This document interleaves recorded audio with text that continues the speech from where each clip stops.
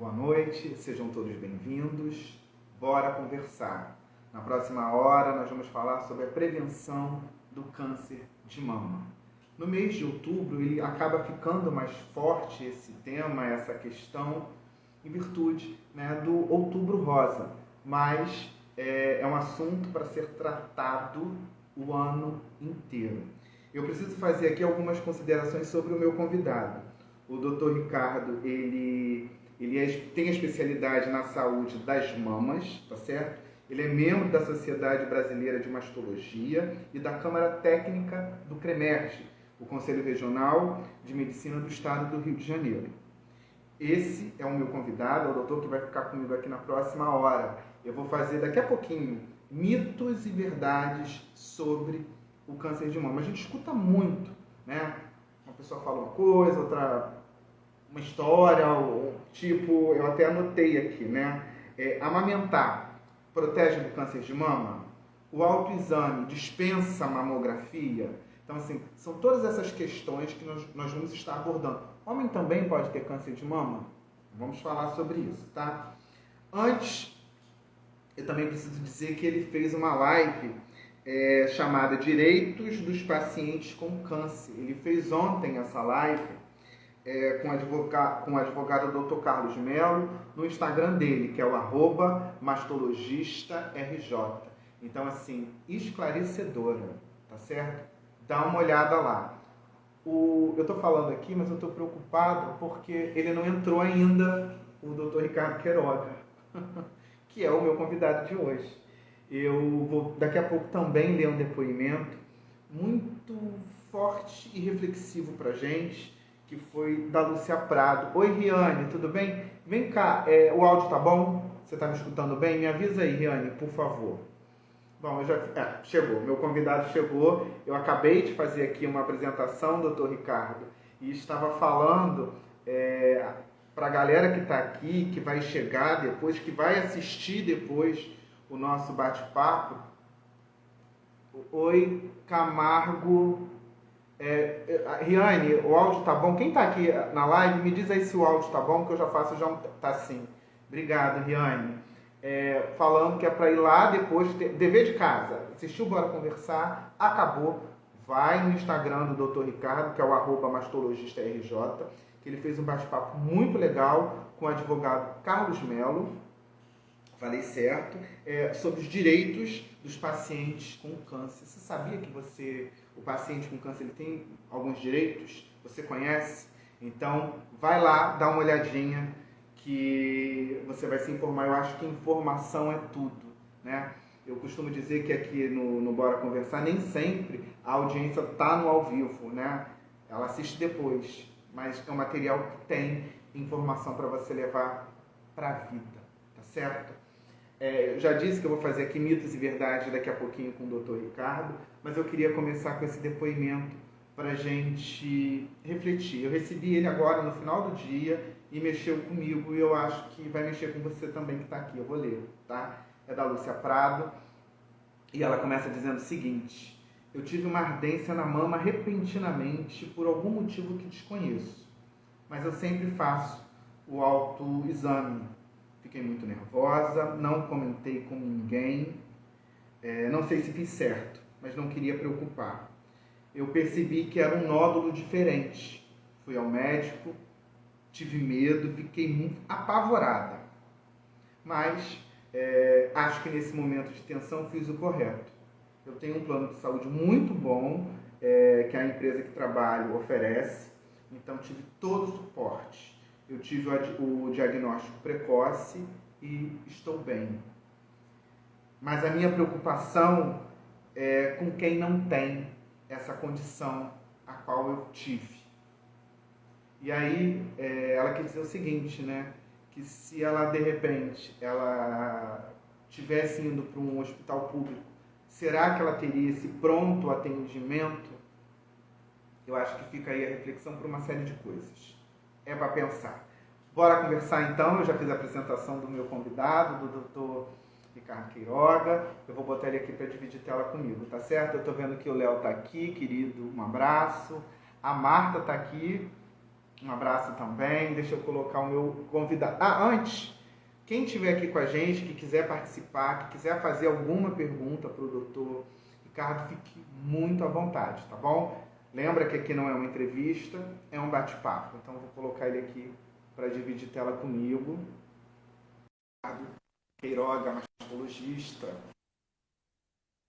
E tá chegando.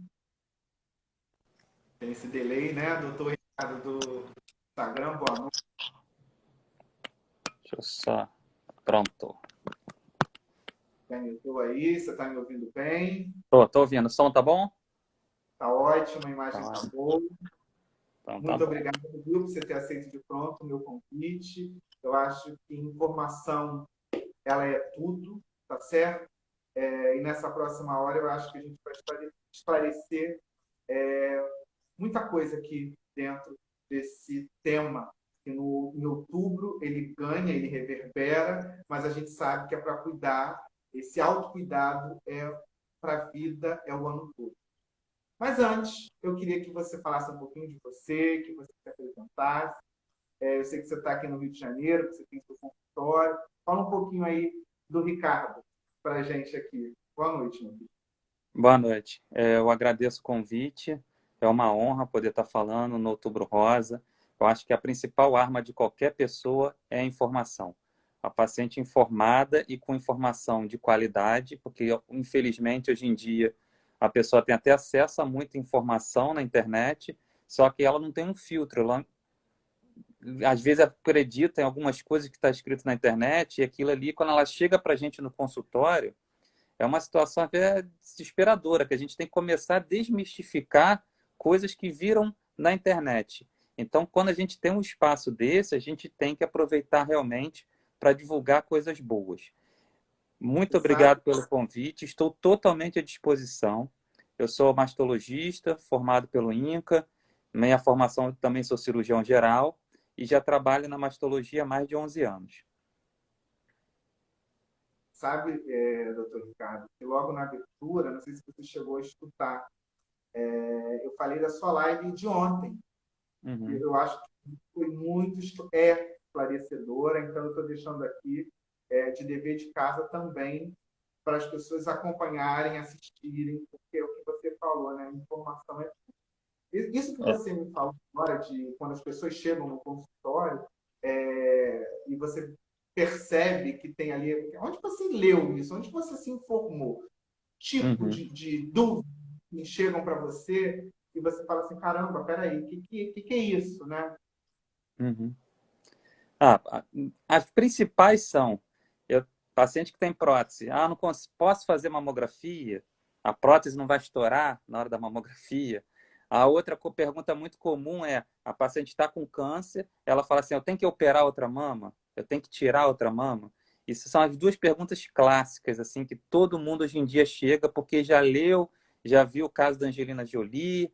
Então, assim, já chega com um monte de informação que não, às vezes não condiz com a realidade, até porque cada paciente é único, cada caso é único. E não existe uma receita de bolo para todos os pacientes. Então a gente tem que fazer uma história decente, colher uma história do paciente, fazer um exame físico, ver um exame de imagem, avaliar com calma para poder determinar uma conduta. É muito variável de paciente para paciente. Tá certo. E aí eu separei umas frases, né, sobre mitos, o que é mito, o que é verdade sobre o câncer de mama. Você escuta muito, principalmente quando você vai, como você citou aí, hoje a internet se tornou fonte de informação, e que eu até defendo, muito boa, mas depende da onde você vai buscar essa informação, né? Que Uhum. site você está buscando, em que profissional você está buscando essa informação. Então, eu vou falar aqui algumas frases aqui e você vai Uhum. me dizer aí o que é verdade. Explica para gente. Tá. Amamentar protege do câncer de mama? Sim, a amamentação, as mulheres que amamentam reduz o risco de câncer de mama e é diretamente proporcional à quantidade de tempo de amamentação. Mas lembrando, isso é uma coisa que também me perguntam muito. Eu amamentei, mas estou com câncer. É muito comum isso. Mas o câncer é multifatorial. Sabe-se que as mulheres que amamentam têm menor risco de câncer. Mas ela tem outros fatores que podem ter causado câncer. Então, a gente tem que informar com seriedade. Reduz, sim, tem estudos provando, só que não impede que você não vá ter o câncer. Tá certo. O autoexame dispensa a mamografia? Não. Esse mito é muito comum também. A mamografia, a gente consegue detectar lesões muito pequenininhas, que nem formou nódulo ainda. O autoexame é quando o nódulo já é palpável. E para ele ser palpável, ele tem que ter, no mínimo, 1,5 cm, quando é palpado por um profissional, e pela pessoa leiga, no mínimo 2 centímetros. Para ter um nódulo de 2 centímetros, ela já tem a doença há muito tempo. Então, a mamografia pega no período bem inicial. O autoexame é utilizado para quê? Por exemplo, a paciente fez a mamografia ano passado. Então, deu tudo bem, ela tem que repetir esse ano. No intervalo de tempo, ela tem que conhecer o corpo dela. Então, uma vez por mês, ela tem que se examinar para quê? Para ver se nesse intervalo, entre um ano de uma mamografia a outra, surge alguma alteração. Se surgir, ela tem que procurar o médico antes do tempo previsto. Mulheres mais velhas possuem mais chance de ter o câncer de mama? É.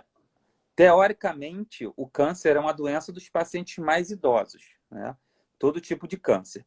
Sendo que no câncer de mama a gente tem notado que a faixa etária tem caído. Então, eu costumo falar para minhas pacientes, o risco de ter câncer de mama basta ter mama e ser mulher. Todo mundo está correndo risco.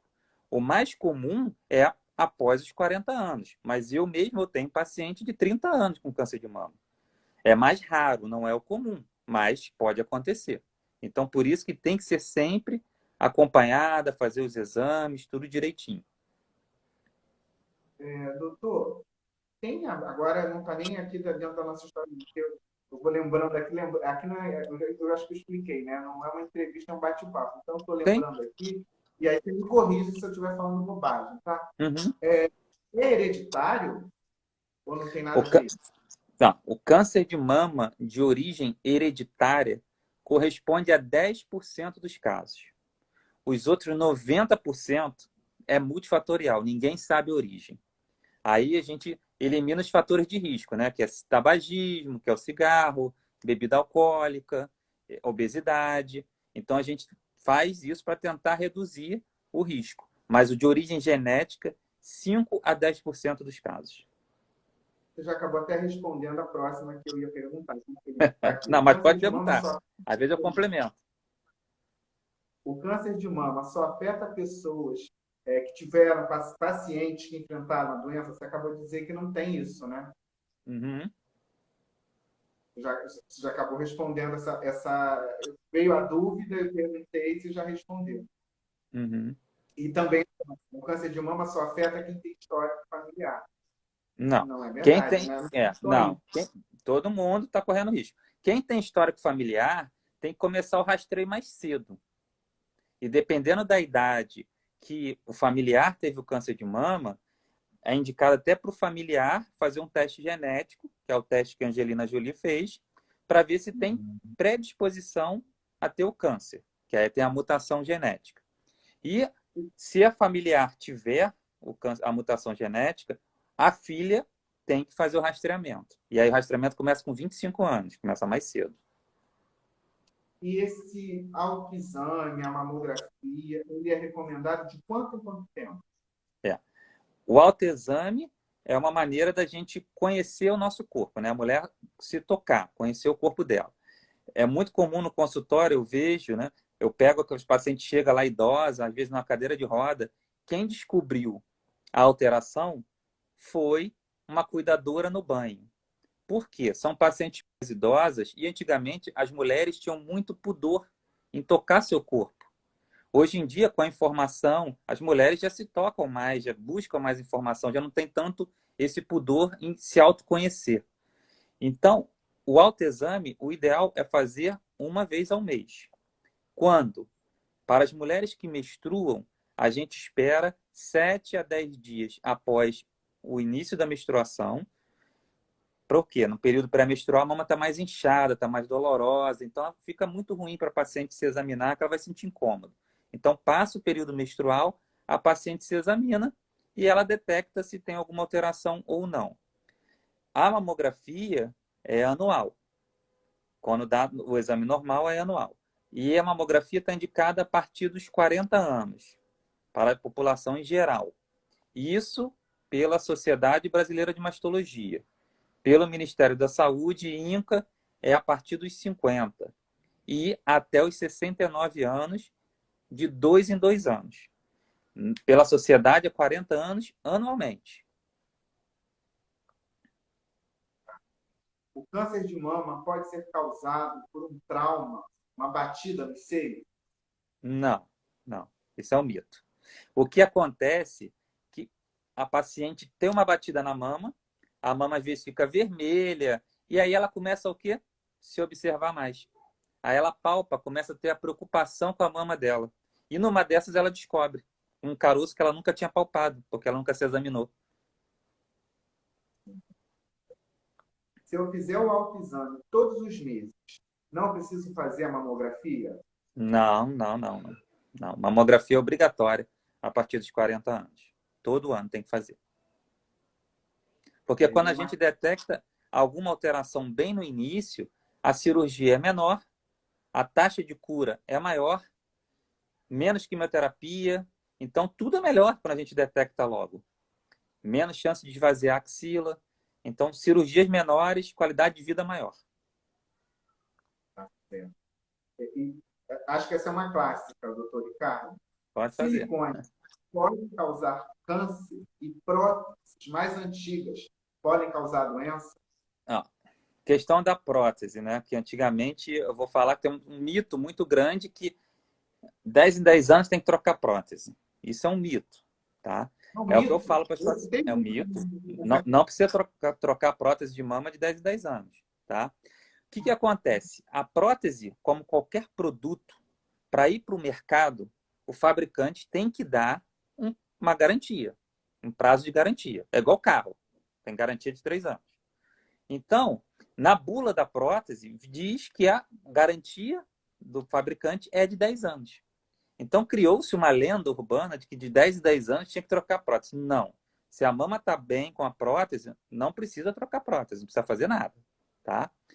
Outra coisa, alguns estudos têm mostrado, coisa recente, que pacientes que têm prótese pode aumentar o risco para um tipo de câncer, que é o linfoma anaplásico, que é muito, mas muito, muito raro, porque a população, tanta gente tem prótese, a incidência é baixíssima, é 0,0 alguma coisa. Então, assim, a prótese em si não tem relação com causar câncer hoje, né, no momento atual. Não sei daqui ao futuro se vão descobrir alguma coisa. Porque, assim, eu também sou vou fazer 40 anos, doutor Ricardo. Eu Uhum. lembro, eu escutei muito, olha, vai botar silicone, vai botar isso dá câncer. Tem muito Uhum. isso. Porque é, Não. todo caroço na mama é um câncer? Não, não. A maioria do caroço que aparece na mama, geralmente é alteração benigna. Pode ser um cisto, pode ser fibroadenoma, são todas alterações benignas. Mas se ele está palpável, o ideal é procurar um profissional para poder investigar melhor. Tá? Se for um cisto, a gente faz uma punção, tira o líquido que tem dentro. Se for um nódulo, se ele for suspeito, a gente faz uma biópsia. Então, normal, é o que eu falo, normal a gente não ter nada. Ponto. Se tem uma alteração, a gente tem que investigar. E aí, dependendo da investigação, a gente vai traçar uma conduta. A gente leva em consideração a idade da paciente, porque às vezes a paciente é jovem. Hoje em dia, o que eu falo, é muito comum os médicos mesmo pedirem, por exemplo, a menina vai no ginecologista, eles vão lá, pedem um ultrassom de mama. Quem procura acha. E hoje em dia, o acesso ao exame é muito fácil. Hoje em dia, um ultrassom de mama, qualquer esquina faz praticamente. Então, assim, é muito fácil a pessoa ter acesso ao exame. Então, ela faz o exame, ela acha um nódulo. Que talvez se ela não fizesse o exame, fizesse daqui a 30, com 30, 40 anos, já está lá o nódulo já. Mas ela já tem desde os 13, desde os 14. Se ela não tivesse feito o exame, não iria descobrir. É o que eu falo para os pacientes. Mas se pode falar. é um exame que eu consigo fazer também pelo SUS? Ultrassom consegue? Ultrassom é barato. É mais barato que É. mamografia. É mais barato que mamografia. É mais fácil fazer ultrassom do que uma mamografia. Pelo SUS, principalmente, é mais fácil. Quais são, quais são os tipos, o doutor Ricardo, de cânceres que podem de câncer que pode atingir a região da mama? É mais de um? Tem vários tipos. Pode ser o carcinoma Mais de um? ductal, que é o mais comum, né? Tem o carcinoma lobular, tem metaplásico, tem qual eu esqueci, sarcoma. Então, tem vários tipos de câncer de mama. Sendo que o mais comum é o ductal e ele não é o tão agressivo. O pior de todos é o metaplásico e o sarcoma, que são tumores de crescimento rápido. E tem carcinoma inflamatório também. E o carcinoma inflamatório, eu gostaria até de falar, porque às vezes é uma coisa muito comum acontecer. O carcinoma inflamatório é uma entidade que a gente chama que ele é um camaleão. Vamos supor, a paciente fica com a mama grande, a mama cresce, fica vermelha, com dor, parece o quê? Uma mastite. Aí a paciente vai numa emergência, chega na emergência, suspeita de mastite, faz o quê? Antibiótico. Faz Mas nesse, antibiótico, doutor, pode- desculpa te interromper. Nesse caso, ela não vai detectar que tem algum nódulo ali? detecta. Às vezes não aparece o nódulo, porque o nódulo está mais para dentro. Mas a pele fica vermelha, parece uma mastite mesmo, parece uma infecção da mama. Fica vermelha, Uhum. com dor, fica mais sensível. E aí faz o antibiótico na emergência, o anti-inflamatório, e ela não melhora. Aí geralmente ela vai de novo à emergência. Aí troca o antibiótico e ela não melhora. E aí, nesses casos, a gente tem que biopsiar a mama da paciente. Porque quando a gente biopsia a mama, a gente vê que lá dentro da mama tem um tumor. Assim, é um tumor muito agressivo, tá? E, como eu falei, às vezes a pessoa perde muito tempo no diagnóstico porque estão tratando como se fosse uma mastite. Então, o carcinoma inflamatório, a gente tem que ficar muito alerta, que é comum em paciente mais jovem. Aí eu tenho paciente de 40 anos com esse tipo de tumor. E esse tipo de tumor, o tratamento é quimioterapia e retirada da mama. Tá? Não se faz cirurgia conservadora. Obrigatoriamente tem que tirar a mama e esvaziar a axila. Então, assim, a gente tem que ficar muito alerta, porque às vezes é muito comum que as pessoas, faz antibiótico, não está melhorando, não está melhorando. Eu pego, acontece muito isso, porque não desconfiam que sejam isso, porque às vezes passa na emergência, o profissional não tem uma visão diferenciada e aquilo vai passando e só piora. E a gente sabe que quanto mais o tempo passa, ele é crucial Sim, na vida sim. dessa mulher, né? E É, quanto antes você o que que tá, acontece? Sim, é o que mata no câncer de mama em si não é a lesão da mama. O que mata é a metástase. É a metástase para o fígado, metástase para o pulmão, metástase para osso. Então, isso é que vai causar o declínio da paciente, a perda da qualidade de vida, a chance de cura. Então, o problema começa na mama. A gente trata a mama, mas a gente tem que ficar atento com a metástase. Esse é que é o grande perigo para o paciente. e quais são assim o que a gente pode fazer, o que a mulher pode fazer para prevenção? Está no alimento? Quais são esses tipos de prevenções aí que essa mulher ela pode ter? Vou dar É, umas dicas aqui, por exemplo. prevenção. Prevenção do câncer de mama, por exemplo, é o que eu esqueci de falar, é importante falar. 99% dos casos são em mulheres. 1% em homens. Homem também tem câncer de mama, tá? E o tratamento é igual o que é feito na mulher. Cirurgia, retirar mamas, porque geralmente a mama do homem é pequenininha, então tem que retirar mesmo. Quimioterapia, radioterapia. Então, o principal fator de risco para a mulher é ser mulher. É o principal fator de risco, que não tem como mudar. Outras coisas que a gente pode mudar. A alimentação, uma dieta saudável, é, rica em fibras e pobre em gordura. Mas aí é o que eu sempre falo para o paciente também. É bom senso. Eu descobri câncer, eu não vou radicalizar agora, não vou comer isso, não vou comer. Porque vem na internet, eu não posso comer açúcar, porque eu estou com câncer. Sabe, são umas coisas que eu falo assim, calma, não é com não comer açúcar. Se não fosse assim, vegetariano não tinha câncer, né? Ele só come coisa saudável. Como eu falei, o câncer é multifatorial. A gente tem que ir eliminando os fatores de risco da melhor maneira possível. Mesmo eliminando, a gente ainda tem a chance de ter. Mas a gente tem que minimizar. Então, como é que a gente faz? Uma dieta rica em fibras e pobre em gordura. Atividade física, perder peso, evitar cigarro, evitar álcool. O álcool é dose dependente, ou seja, quanto mais a mulher bebe, maior o risco para ela. Então, são várias coisas que a gente tem que adequar ao nosso estilo de vida. Então, o que eu falo muito para o paciente, tá acima do peso. Eu falo para ela, olha, você não dormiu magra e acordou gorda. Então, você também não vai dormir gorda e acordar magra. É bom senso. Você tem que emagrecer? Sim, mas vai aos poucos. Nada de dieta radical. Quem faz dieta radical, abandona. E aí abandona, faz efeito sanfona.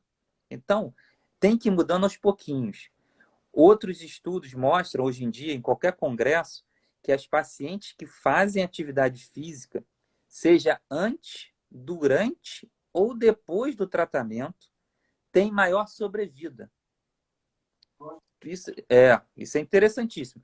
Por quê? Se a gente parar para pensar, a paciente que faz atividade física, acaba acontecendo o quê? Ela emagrece. Então, a gente já eliminou um fator de risco. Quando a pessoa está num processo de atividade física, ela sabe que o álcool atrapalha a performance dela, ela sabe que dormir mal atrapalha a performance dela, ela sabe que o cigarro atrapalha a performance dela, que se para ela compensar aquela batatinha frita do fast food, ela vai ter que correr 1 hora na esteira. Então, ela melhora a alimentação, ela melhora o sono, uma coisa vai puxando a outra. Então, isso é o que eu falo sempre, o incentivo, atividade física. Porque uma coisa indiretamente vai puxando a outra. E ela vai ver a autoestima melhor. Pô, tô passando por um momento difícil, mas a autoestima tá boa, porque eu tô fazendo atividade física, eu tô melhor, tô emagrecendo, coisa que eu nunca emagreci antes, eu tô cuidando de mim. Isso, autoestima também, o lado psicológico é muito importante para o paciente. A gente está como médico, a gente ajuda, mas se a paciente não quiser ser ajudada, a gente não faz mágica. Então, a autoestima para o paciente é muito importante. Você sabe, primeiro eu preciso mandar um beijo. Entrou aqui a minha amiga querida, Cristina Barros, está dizendo aqui, valeu, meu amigo, por trazer boa informação, a intenção é essa. Você sabe que você faz Isso aí. parte desse projeto. Tá? Um beijo, minha amiga. Doutor Ricardo, você sabe que quando você falou aí da importância da alimentação, é um tapa em todo mundo, né? Homem, Todo mulher, mundo. porque a gente se alimenta Todo mundo. muito mal, né? Sim. Então, quanto mais você buscar se alimentar de uma forma saudável, e quando você. E aí está a prova, você não precisa. Você está falando, mas quando você pensa aí em um parente, em um amigo, até em alguém que você gosta na televisão, que consegue fazer isso, né? Uma boa Uhum. alimentação, uma atividade física, essa dupla não tem como errar, Sim, né, doutor? sim, sim. Eu É vou. muito importante. Exato. Eu vou agora começar com as perguntas. Mas Pode. você já respondeu da Lia, que ela perguntou, homens também podem, e ainda tem até um tabu, né? Tem a desinformação que tem um tabu. Mas você já falou, homem também pode ter câncer de mama, você disse que a porcentagem ela é pequena, mas também pode. Uhum. Então, o Pode. autoexame para o homem é bem-vindo, né? Eu vou só explicar. O homem, o que acontece? Por ter a mama pequena, e o homem já é difícil de procurar médico. Primeira coisa, tá? O homem é difícil de procurar médico. Na hora que acontece, a mama do homem é pequena, ela começa a crescer. Primeira coisa que ele acha, ginecomastia, que é o mais comum. Então, às vezes, minha mama cresceu, vai empurrando com a barriga, não procura o profissional. Aí, depois, tá piorando. Às vezes, abre ferida na mama, areola, mamilo, começa a ter ferida. Aí ele vai procurar ajuda. Sendo que o câncer de mama, no homem, por isso que o tratamento é igual ao da mulher. Só que, geralmente, o homem chega para tratar já com a doença mais avançada. Porque ele vai protelando, acha que não é nada, e aí as coisas Geralmente, pioram. o Oi? doutor, geralmente não dói, né? Ele não sente dor. Não, É não isso? sente dor. E é o que eu falo, o paciente chegou para mim, homem, adulto, Com alteração na mama, pode ser ginecomastia, que é o mais comum? Sim. Mas a gente não pode descartar doença maligna. Homem faz mamografia. A gente pede mamografia para o homem, não tem problema nenhum. Então a gente pede a mamografia para ver se tem alguma alteração suspeita. Ou complementa com ultrassom, se não vier inconclusivo. Oi? Você falou o homem faz Não a ouvi. mamografia. Tá me ouvindo? Agora tô. Agora tô. Tá picotando a liga? Tá Tá um picotando? pouco. Tá um pouco. A qualidade não tá muito boa. Mas sou eu que estou picotando para você, porque quem Isso. está acompanhando a gente aí tá legal o som? Só para a gente ter uma ideia aqui, se sou eu que estou picotando, se é o doutor Ricardo que está picotando. Dá um alô aí para a gente, por favor. Eu tenho um pouco Um só, pouco. então sou eu que estou picotando, hein? Sou eu que estou picotando. Mas está dando para escutar, está Tá, dando para tô. entender, não está? Tranquilo, tranquilo. Não entendi, porque será que é minha internet? Deve ser minha internet. Mas Uhum. vamos lá, você disse que o homem também faz A o. mamografia. Não, estou dizendo que é você, doutor Ricardo, que está picotando. Ah, é engraçado. Para mim aqui tá tudo bem. Vamos embora. Dá É, para ouvir. Vamos embora. comigo também, não estou picotá-lo, gente. Mas É, pode fluir. pode Então fluir. vamos Vamos lá. embora. Você disse aí que o homem também faz a mamografia. Eu vou fazer uma Sim. pergunta de como é que vai botar ali naquele. Geral, Tô sendo... a Como é que gente faz para. consegue fazer. Tem técnicas para fazer isso. Consegue fazer. Agora deve doer pra caramba, não? Olha, é o que eu falo para todo mundo. O exame incomoda? Sim, incomoda porque você está apertando uma mama, seja de homem ou de mulher, vai doer. Tecido mamário dói. Mas é um exame que dura 3 minutos, 5 minutos no máximo, comparado com a sua E vida, né? E uma vez no ano. não, Então, assim. exato. A Rita Suelen está perguntando o seguinte: como funciona o tratamento de um câncer de mama? Ele sempre vai ter a retirada do seio? A princípio, não. Hoje em dia, é cada vez mais raro a gente fazer uma mastectomia. Tá? Hoje em dia, a gente faz muito mais cirurgia conservadora. Por quê? A cirurgia evoluiu muito nos últimos anos e a quimioterapia também, a radioterapia. Então, todos os outros métodos também evoluíram. Hoje em dia, por exemplo, uma paciente chega para mim com um nódulo na mama, eu vou, peço para fazer uma biópsia na mama dela. Tá? Essa biópsia geralmente é guiada ou pelo ultrassom ou pela mamografia. Na hora que a agulha pega o nódulo, tira pedaço desse nódulo, aí eu peço para deixar um clipe dentro do nódulo. Esse clipe é uma segurança. Primeiro, para a gente ter certeza que o local biopsiado foi o correto. Porque se tinha um nódulo agora dentro do nódulo tem um clipe, é porque acertaram o alvo. Segundo, se vier alteração benigna, a paciente, vida normal, segue com clipe sem problema nenhum. Não interfere em nada. Pode fazer ressonância, pode passar em porta de banco, não influencia em nada, é vida normal. Se vier alteração maligna no resultado da biópsia, o que a gente faz? A gente, do material da biópsia, a gente complementa a investigação com a imunohistoquímica. A imunohistoquímica vai determinar que tipo de câncer é. Pode ser um luminal A, luminal B, um HER2 ou um triplo negativo. São 4 tipos. Sendo que alguns desses, por exemplo, o HER2 e o positivo e o triplo negativo, obrigatoriamente a paciente irá fazer quimioterapia. Se o nódulo for grande e ela der um desses dois resultados, o que eu faço? Geralmente eu mando a paciente para quimioterapia antes da cirurgia. Para quê? Para o tumor diminuir de tamanho e depois eu faço uma cirurgia menor. Eu só vou tirar aquela área aonde tem o clipe. Então, hoje em dia, como eu falo, para tirar a mama de uma paciente, é porque ou a doença está em várias partes da mama, ou o tipo que ela tem não responde à quimioterapia. A maioria de nódulo hoje maior que 2 centímetros, a gente manda para quimio antes. Tá. Você escutou aquele depoimento que eu falei lá no início, da Lúcia? Escutei. Uhum. Escutou. Aí me veio agora essa questão, né?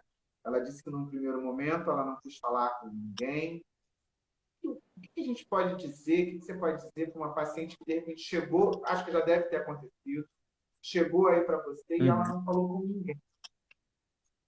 O que uhum. você fala? Né? Ela, de repente, não quis contar para o marido, porque ela não quis preocupar a mãe. Como é que é esse cuidado? Que tem que ser bem, É, né? Você tem que ter aí todo é, não é? Para é, chegar. Como é que faz? Fala para é. gente. Primeira coisa, uma paciente chega para mim com um nódulo suspeito. Eu vou, peço a biópsia. Eu peço a biópsia, eu já aviso a paciente, olha, esse resultado vai chegar no meu e-mail, tá? Quando chegar esse resultado, eu vou entrar em contato com a senhora e a senhora vai vir ao consultório, de preferência acompanhada com alguém. É o que eu falo. E eu falo para ela, isso é para todas as pacientes, independente do resultado, se é câncer ou não. Por quê? Primeira coisa, eu não tenho como dar um resultado de biópsia pelo telefone, nem telemedicina, nada disso. Eu prefiro pessoalmente, porque a gente, primeiro que é uma coisa muito delicada. Segundo, que a gente pode dar informação a paciente pelo telefone, a paciente está dirigindo, está sozinha, sei lá, pode acontecer um monte de coisa. Então, eu sempre oriento os pacientes da seguinte maneira: saiu o resultado, eu ligo para você vir aqui com um acompanhante. Ponto. Chegou lá com um acompanhante, eu explico a situação. Lógico, é muito normal, natural, o paciente chorar, isso é natural. Primeira coisa que muitas perguntas: eu vou ver meu filho crescer? Isso é uma pergunta também muito comum. Eu vou morrer quando? Assim, é muito comum mesmo. E é o que eu falo para os pacientes: olha só, eu não tenho como prever futuro. Ninguém tem. É aquela história, você pode estar com diagnóstico de câncer, mas a gente está conversando, cai um avião na nossa cabeça agora. A gente não tem como saber. Então, o diagnóstico não é o fim. Pelo contrário, o diagnóstico é o começo. É um começo de um tratamento, é um começo de uma esperança, é um começo de mudanças de hábitos de vida, mudança de psicológico, de às vezes a pessoa dá valor para algumas coisas na vida, ela tem que repensar a vida dela. Até porque o próprio nome diz, né? Paciente. Quando a gente está doente, a gente fica internado num hospital, por exemplo, o que a gente faz com a nossa vida? A gente para, a gente não faz nada. Para quê? Para a gente pensar em toda a nossa vida. O que a gente tem feito de errado, o que a gente pode mudar, se quero lutar para mudar. Então, a gente tem que focar nisso, porque o lado psicológico do paciente é muito importante. Eu via lá no INCA, por exemplo, quando eu fiz minha residência, as pacientes, muitas que perdiam a mama, muitas eram abandonadas pelos maridos. Olha, você imagina a situação. A paciente de origem mais humilde, sem mama, sem cabelo, sem um apoio familiar, porque o marido larga. Olha só o caos que fica com a cabeça de uma pessoa dessa. É desesperador. Tem muitos que não querem fazer tratamento. Então, tem que ter um conjunto. Eu tenho pacientes que, olha, tem pacientes que têm familiar que são maravilhosos. Você vê que a pessoa luta, sabe? Eu peço o exame, a pessoa liga, manda, sabe? Eu gosto de ver isso, porque eu gosto de ver um comprometimento com a mãe, às vezes com a irmã. Isso é muito importante, que o paciente se sente acolhido, tanto pelo médico Porque quanto pela família. Você ter um diagnóstico desse não é fácil para ninguém. E a paciente, às vezes, até depois que fez o tratamento, tem muitas pacientes que vivem com a espada na cabeça. Qualquer coisinha na mama, qualquer outra alteração, poxa, será que é o câncer? E quebrei a perna, será que eu estou com a metástase no osso? Já me ligaram sábado à noite, porque tinham caído em casa e acharam que era metástase no osso, no joelho. Eu falei, calma, calma, vai no ortopedista, vê primeiro o que é. Mas, sabe, a pessoa vive com aquilo na cabeça o tempo todo. Então, é um paciente que a gente tem que ter uma abordagem totalmente diferenciada. É muito importante uma equipe multidisciplinar, não é só o médico. Tem que, às vezes, a gente pede apoio da nutricionista, do psicólogo, do fisioterapeuta para fazer atividade física. Então, assim, é muita coisa que a gente tem que juntar, porque é muito complexo o caso, não é uma coisa, não é uma doença comum, como é uma pressão alta, não é. Então a gente tem que juntar esforços para oferecer o melhor para o paciente. Você sabe, doutor Ricardo, que eu tive uma, não vou dizer amiga, porque conheci, não era amigo íntimo, mas eu a conheci. Uhum. Ela com 30, acho que 33 ou 34 anos, ela estava recém-casada, teve câncer, ela morreu, o câncer estava no estágio avançado, e ela foi embora com 3 meses. O marido Uhum. foi embora, o marido não É, ficou, não. é. Quem É cuidou muito foi a comum. mãe e o pai, o marido foi embora. Né? Quer dizer, É muito comum, é, infelizmente. nesse período, faz toda a diferença, né? Toda a O momento diferença, toda a diferença. de idade ali exposta, né? Enfim. O Rui está dizendo aqui, tenho minha mãe e tenho que acompanhar ela na consulta, exames, os médicos. O médico pede todo ano, mas ela tem medo de ir fazer. Aí o Rui vai certíssimo. É, tem que ir, tem que ir. É aquela história, ela tem medo de achar alguma outra coisa, mas ela tem que fazer, porque se achar, tem como correr atrás do prejuízo. Entendeu? É porque, como eu falei, os pacientes ficam com aquela neura de que eu tive, eu posso voltar, eu posso ter de novo, que aí vê que fulana teve, que depois de 10 anos, depois de 5 anos. Então fica nessa angústia que às vezes a paciente tem mais problema psicológico e psiquiátrico do que o próprio problema da mama. É, É muito comum. É muito comum os pacientes que têm câncer de mama, às vezes, depois tem que fazer tratamento para depressão, para ansiedade. Como eu falei, é uma doença que mexe com tudo, porque ela mexe com a feminilidade da mulher. A mama, queira ou não queira, uma mulher sem mama é o símbolo da feminilidade. Não tem jeito. O homem sem mama é uma coisa, o homem nem tá preocupado com isso, mas a mulher é muito. Porque ela se olha no espelho todo dia. Então, assim, tem comentários que às vezes quer ir na praia, tá sem mama, entendeu? Não deu tempo de reconstruir ainda, e ela fica com vergonha do corpo dela. Então, o lado psicológico é muito importante, porque influencia muito. Às vezes a paciente chega uma hora que quer abandonar o tratamento, porque, tô feia, tô mutilada. Tem outras que encaram muito bem, fazem tatuagem, não querem reconstruir, mas aí vai de cada pessoa. Mas ela tendo um apoio é muito importante, sem dúvida. Tanto no público quanto na clínica privada, é fundamental o apoio da família. Isso é, sem dúvida, muito importante. a Marília Santos, ela pergunta quais são os sintomas mais comuns do câncer de mama. Sintoma mais comum, na realidade, a paciente palpar um nódulo, né? O nódulo é o mais comum, mas também tem que ver outros tipos de alteração. Por exemplo, retração na pele da mama, descarga saindo sangue pelo mamilo. São vários sintomas, enrugamento, áreas avermelhadas, como eu falei daquele caso do carcinoma inflamatório, que parece uma pele, igual uma casca de laranja. Então, a paciente, isso no autoexame, ela percebe, ela de frente para o espelho, ela vê, poxa, opa, uma mama não está igual a outra. Essa aqui está mais vermelha, ou essa aqui está com a casca parecendo casca de laranja, está doendo, porque está, nesse caso, do carcinoma inflamatório. Vou palpar, tem um nódulo. Então, isso, principalmente, o autoexame é para isso. É para, no intervalo de um exame até o outro ano, a paciente se conhecer e, se surgir alguma alteração, ela procurar o auxílio mais rápido. Uma coisa que eu não falei. As mulheres que não menstruam mais, tá? Ela pode fazer o autoexame e deve também. Só que escolhe uma data, um dia do mês para fazer isso. O que eu aconselho para as minhas pacientes? Ver o dia do seu aniversário. Vamos supor, eu faço aniversário todo dia 15. Então, todo dia 15 eu faço o autoexame. Para ela ter um parâmetro. Porque ela não menstrua mais, então ela tem uma data fixa para poder fazer o autoexame. Legal, legal. Boa dica, doutor, boa dica. Hum. A Fernanda Lacerda, ela pergunta, existem hábitos que possam, a gente até já falou sobre isso, mas eu acho Uhum. que vale Sim, sim. repensar. Existem hábitos que possam diminuir os riscos de desenvolver o câncer de mama? Tem. Evitar o cigarro, evitar o sedentarismo, evitar a obesidade, evitar comida gordura, junk food, né? Comida gordurosa, rica em gordura. Amamentar, previne a mulher. Que é mais atividade física. Então, tem várias coisas que a gente pode mudar, tá? Mas lembrando, outra coisa. Lembrando, para não ser nem radical, nem ajuda a prevenir. Porque depois as pacientes, às vezes no Instagram, mandam para mim, eu amamentei, mas eu tive câncer.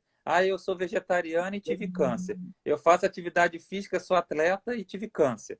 Entendeu? Mas assim, não é nada 100% na vida, entendeu? Assim, nada faz isso que não vai acontecer. Então, tem que ser feito para minimizar riscos, mas pode acontecer de ter a doença. É aquilo. Na dúvida, Sim, prevenção. Na sim, prevenção, prevenção. E fazer a mamografia anualmente, visitar o seu mastologista regularmente. O mastologista, por quê? Ele tem uma visão, não é puxar a sardinha para o meu lado, não. É porque tem uma visão diferenciada. Porque às vezes a gente pega paciente que já veio com a biópsia para mim. Aí sabe o que acontece? Veio com a biópsia, deu câncer, não botaram o clipe na biópsia. Aí o que eu tenho que fazer? Eu preciso de botar um clipe na biópsia. Aí a paciente tem que fazer uma nova biópsia. Entendeu? Porque as pessoas querem ajudar o paciente, mas não sabem ajudar, não tem aquela visão de que se der câncer eu posso fazer quimio antes. Entendeu? Não tem essa visão. E a paciente às vezes faz a biópsia e não bota um clipe. É o que eu falo. Hoje em dia não existe biópsia sem clipe. Porque tanto se for coisa boa, coisa ruim, o clipe é um diferencial. E, por exemplo, quando eu peço a biópsia com o clipe, o plano de saúde cobre. Agora, se eu for pedir o plano de saúde só para botar o clipe, o plano não cobre. Então, aí, às vezes, a paciente tem que fazer um novo procedimento porque não botaram o clipe antes. Por quê? Porque quem pediu, às vezes, não é o mastologista. O médico vê a paciente com um nódulo na mama, angustiada, ele quer ajudar, pede a biópsia, mas aí não bota o clipe. Aí, às vezes, acaba atrasando as coisas. Então, Porque quando você vai no. só depois Às disso vezes, que vai. é. O Caramba. que acontece? Existe uma mística, né? Que mastologista só trata câncer. Não. Mastologista é o médico responsável pelas doenças da mama. Pode ser doença benigna, mastite, pode ser várias coisas. Agora, fibroadenoma, cisto. Então, perguntaram aqui o que é o clipe. O clipe é um material muito pequenininho, como se fosse meio grão de arroz. Tá? Ele é feito de titânio, então ele é totalmente inerte para paciente, não tem problema nenhum. Ele custa, em média, no particular, em média de 700 a 800 reais. É bem caro o material porque é titânio. Ele é muito pequenininho, ele é posto dentro do nódulo na hora da biópsia. E para a gente é muito importante. Como eu falei, o plano de saúde não cobre se eu for. A paciente chegou para mim com a biópsia, não tem clipe, se eu pedir, solicito colocação de clipe. O plano não libera porque não está no rol da ANS. É. Então, às vezes, a paciente tem que fazer 2 biópsias. Então, 2 agulhadas na mama, estresse de novo, ansiedade. Então, hoje em dia tem que ter o clipe. A Carla Modesto, ela pergunta, a partir de qual idade devo realizar a mamografia? É. Pela Sociedade Brasileira de Mastologia, a partir dos 40 anos. Se você tem histórico familiar, você tem que começar antes, a partir dos 35. E geralmente a gente associa para paciente que tem histórico familiar a partir dos 35 anos, a gente associa mamografia e ressonância. Intercala. Por quê? A mama da paciente abaixo de 40 anos costuma ser uma mama densa. O que é uma mama densa? Uma mama mais dura. É uma mama que tem mais tecido mamário do que gordura. E a mamografia, às vezes, não pega direito. Lesões muito pequenas, por causa que a mama é muito branca, a mamografia fica muito branca. Então, às vezes, paciente que tem histórico familiar, quando está com 35 anos, a gente associa a ressonância. Para a população geral, a partir dos 40, anualmente. Até quando? Até quando é um tema polêmico também. Até quando eles dizem? Até os 70 anos, se o médico avaliar que a paciente tem uma expectativa de vida maior que 7 a 8 anos, mantém o rastreamento. Tá? Pela Sociedade de Mastologia, desculpa, pelo Ministério da Saúde, é dos 50 aos 69 anos. Ou seja, 70 não faz mais mamografia. Se faz também seguindo esse critério. Se achar que a expectativa de vida é maior. Mas, como eu gosto de citar um exemplo que, assim, que é meu, pessoal, do consultório. Essa semana, dia 18 de outubro, a paciente me ligou. ela me ligou, conheci pela voz, que é uma vozinha, paciente de 99 anos, tá? Nossa. Que é que ela, com 92 anos, sentiu uma alteração na mama e me procurou. Fiz a mamografia nela, 92 anos, mas uma paciente lúcida, orientada, mora sozinha, totalmente ativa, não tinha hipertensão, tinha nada, uma vozinha top de linha. Resumindo, 92 anos, pedi mamografia. A mama toda, a mama direita, toda comprometida. O que eu fiz? Expliquei a situação para os 3 filhos dela, tá? Olha, a situação é essa, ela tem um câncer, tem bom estado geral, estou dando as opções de tratamento, eu não vou botar ela em químio, eu não vou fazer nada disso, mas tem indicação cirúrgica. Eu conversei com os familiares, tem o risco por causa da idade, mas a gente conversa com ela, todo mundo junto, e a gente decide o que vai fazer com ela. Ela decidiu o quê? Operar. Aí você vê uma paciente de 92 anos, que foi operada, hoje ela está com 99. Se a gente não pede mamografia, se a gente não arrisca e não opera, será que ela estaria hoje com 99 anos? Então, assim, jogar para a gente a responsabilidade, a expectativa de vida da paciente, a gente não tem como julgar isso. A gente induz, né? A gente, porque você tem um bom estado geral, não tem doença, a gente até pensa, opa, ela vai viver mais.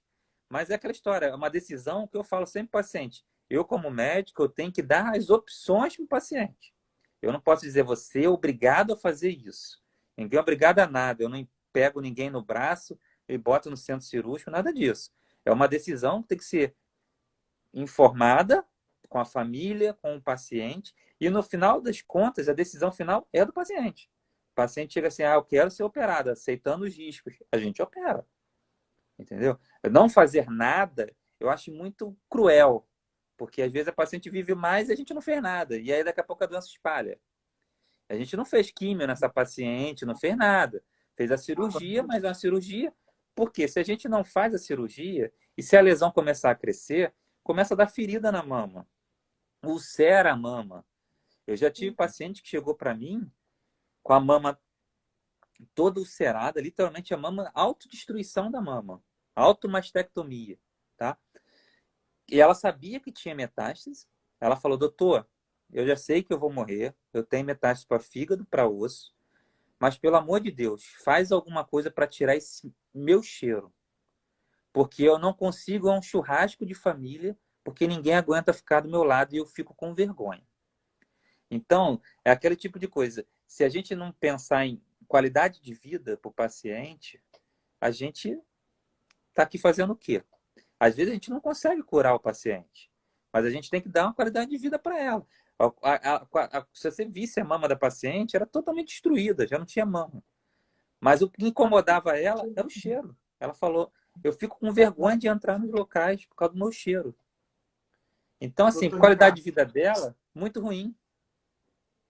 ela foi Pode falar. deixando, por isso, ela foi Não, a deixando, doença por isso que... a doença estava agressiva, ela descobriu a metástase e aí abandonou o tratamento. Ela tinha noção de tudo. Ela falou: eu parei o tratamento porque eu tinha metástase, me desiludi, não quero fazer nada. E o problema que está me incomodando é o cheiro. Acabou. Para ela, falou, doutor, se você tirar meu cheiro, eu estou satisfeito. Foi a pedido dela foi esse. Perguntar aqui se o clipe fica para a vida toda. Sim, fica, não tem problema nenhum. É vida normal com clipe. Pode fazer uma mamografia, ele vai estar lá bonitinho, pode fazer ultrassom, pode fazer ressonância, não interfere em nada. E eu gosto até de deixar o clipe, sabe por quê? Por exemplo, a paciente tem um nódulo na mama, a gente faz a biópsia, deixa o clipe lá. Ele é benigno, tudo bem, volta daqui a 6 meses. Se por uma infelicidade a paciente perdeu os exames dela, se ela for roubada, e aí depois ela vai fazer uma nova mamografia, vai ver o nódulo. E tem um nódulo aqui, mas dentro do nódulo tem um clipe. Ela vai dizer, não, esse nódulo já foi biopsiado. Ele não é nada de mal. Entendeu? Isso é muito interessante do clipe. Porque fica ali, fica com a paciente, não tem problema nenhum. E aí ela perdeu os exames, ela faz a mamografia, o médico vai lá ver, tem um nódulo aqui. Ah, mas o nódulo tem um clipe. Opa, esse nódulo já foi biopsiado. Aí ele vai pedir o resultado da biópsia para o paciente, ela vai levar, aí ele vai até classificar a mamografia de uma maneira diferente, porque ele já tem um diagnóstico que é uma alteração benigna. Tá certo. Olha, a hora passa rapidinho, eu acho Passa. que conseguiu, eu te agradeço, porque você explicou aqui, eu acho que o que eu gosto, né, quando eu faço um convite, é que tenha esse jeito simples, né, que Sim. todo mundo entenda, as pessoas aí que perguntou, que tirar dúvida, eu acho que é isso. Então, doutor Ricardo, eu queria que você falasse um pouquinho do seu consultório, como é que a gente faz para te encontrar, falar com você. Olha só. Eu vou explicar. Eu estou situado no Rio de Janeiro. De acordo com. Não posso fazer muito comercial, porque seria uma autopromoção, as férias éticas do CREMERGE. Então, quem quiser, tem um link na minha bio lá, tem um endereço, tudo. Vou só se dizer só o bairro, que é na Barra da Tijuca, mas eu não posso fazer mais informações. Tem um link na bio, tá? E gostaria de falar também que no meu Instagram, esse mês eu fiz várias lives. Eu fiz com um advogado ontem, com o doutor Carlos. Eu fiz com um geneticista, que foi maravilhosa a live, tem muitas perguntas. Eu fiz com a radiologista. Então, tem muitas lives lá dentro que são muito interessantes. E eu sempre foco em trazer o conteúdo de uma maneira simples. Eu fico aqui, às vezes, me policiando, porque a gente usa muito termo técnico, né? Então, o termo técnico assusta o paciente. Ah, tá falando dicionário médico. Mas eu tenho que me controlar, porque, às vezes, a pessoa fica assustada e aí ouve um leigo falando. E aí o leigo pode falar o que quer, porque leu em algum lugar, mas ele não tem embasamento. Então eu prefiro sempre falar devagar, falar com calma e tentar falar a linguagem do povo, porque não adianta eu falar e a pessoa não entender. Até nas minhas consultas eu faço isso. Ah, tem alguma dúvida? Tem alguma pergunta? Pode perguntar. É o que eu falo, não existe pergunta burra. Pergunta burra é aquela que não é feita. Então a gente tem que perguntar, porque a dúvida é o que eu falo, a gente tem medo do que a gente não sabe, que a gente não conhece. Quando a gente conhece as coisas, a gente perde o medo daquilo. É o que eu falo, todo mundo tem medo da morte, porque ninguém conhece a morte. Então assusta. Então a gente tem que focar em boas informações, a gente tem que buscar simplificar as palavras, falar de uma maneira mais simples, porque isso atrai as pessoas. Vai ver uma coisa muito comum no consultório, o paciente chega para mim, ah, doutor, eu vi na internet que é BIRAD 4. BIRAD 4, aí eu falo, o que você entendeu do BIRAD? O que é BIRAD? Me explica para mim o que você entendeu. Porque às vezes ela viu na internet, mas o que ela viu não é o correto. Porque eu não sei onde ela pesquisou. Aí eu falo, o que você entendeu? Explica para mim. Aí ela vai explicar, não, peraí, BIRAD não é assim, é isso, isso, isso, isso. A paciente sai feliz, porque ela está entendendo um negócio que ninguém explicou direito. E que ela buscou informação, porque a curiosidade é normal do ser humano. Todo mundo hoje em dia que tem alguma doença, ele vai procurar no Google, em primeiro lugar. Assim como procura o profissional, mas antes ele procura a informação. Assim como vamos procurar no Google informações minhas, para saber meu currículo, que é o normal.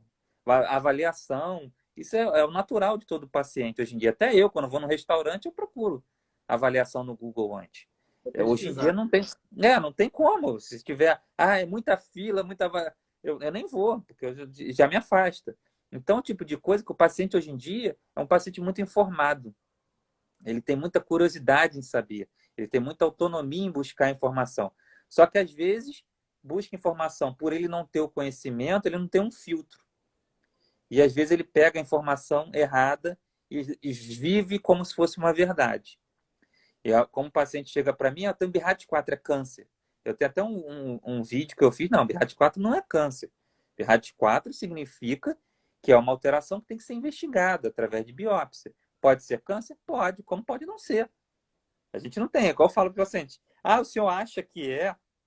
Eu falo assim, olha, se eu achasse alguma coisa, eu pegaria o número da Mega Sena. Eu não ia ficar achando o que, Claro. que é, o que não é, senão não existiria biópsia. Olhava para o paciente, você está com câncer. Não é assim. A gente tem que se basear em dados científicos, em informação, fazer uma coisa com critério, até porque ninguém vai botar uma paciente numa quimioterapia sem ter um diagnóstico. Então a gente tem que fazer as coisas são passos, né? Cada dia um passo, uma rotina, tem que examinar a paciente, tem que colher história familiar, tem que ver os anseios da paciente e exame de imagem. Exame de imagem, que eu costumo até falar muito, que as pacientes, eu como médico, eu sempre tenho cuidado de ver a imagem. Porque às vezes pode acontecer do laudo estar errado. Às vezes o nódulo na direita escrevem que é na esquerda. Já aconteceu. Acontece. O ser humano erra. Todo mundo. Mas eu que não posso errar. Já imaginou se eu peço a biópsia da mama errada? Se eu opero a mama errada? Entendeu? Então, a gente tem que estar sempre checando tudo, policiando, para o quê? Diminuir margem de erro. Para trabalhar com segurança, tanto para o paciente quanto para mim. Então, é uma consulta que eu faço geralmente de 1 hora. 45 minutos é 1 hora. É uma consulta total, exclusiva para a paciente expor todos os problemas dela, rever os exames todos. Então, dá um pouquinho mais de trabalho, mas é prazeroso, porque a gente conversa com o paciente, a gente sabe a história, os hábitos, a conta da família. Então, assim, acaba gerando até uma amizade. E que isso é importante para dar continuidade em qualquer tratamento. Tá certo, doutor Ricardo. Então, muitíssimo obrigado, uma boa noite. Que a Eu gente que possa se agradeço. encontrar no Outubro Rosa, né? Porque Tudo bem. tem essa importância, tem É, essa é que eu, importância. é que eu gosto de até falar. Uma coisa muito interessante tanto é que no meu Instagram, né, na minha bio, tá lá. Muito além do outubro, por uma vida rosa. Porque o foco do outubro rosa é importante, mas o câncer de mama é o ano todo. Então, eu adoro o outubro rosa, o consultório fica cheio, eu faço um monte de live, mas o problema é o ano todo. Então, a gente tem que focar o ano todo para a pessoa ter uma vida rosa, não é só o outubro. Então, eu sempre deixo essa mensagem para o final, porque é muito importante as pessoas se conhecerem o seu corpo, procurar o profissional, ter um autocuidado, se amar, literalmente se amar. Tá certo, doutor Ricardo. E voltamos ao início, quando você disse que informação é tudo. Eu acho que a gente deu o nosso recado aqui. Você deu o recado aqui. Muito Não, mas você obrigado. permitiu, você permitiu. Muito obrigado. Uma boa noite. Agradeço a todo mundo que ficou aqui com a gente. E bora conversar, viu? Boa noite. Isso aí. Tchau, boa noite, foi um prazer. Tchau, tchau. Obrigado, querido. Nada.